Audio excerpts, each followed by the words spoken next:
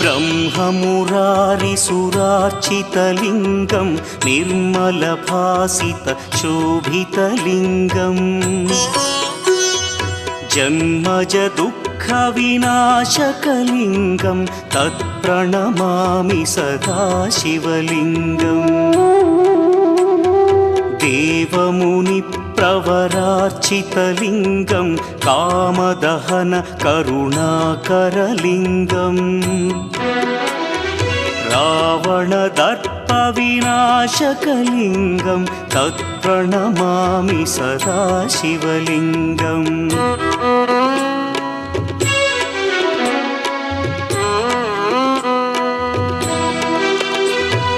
सर्वसुगन्धसुलेपितलिङ्गं बुद्धिविवर्धनकारणलिङ्गं सिद्धसुरासुरवन्दितलिङ्गम्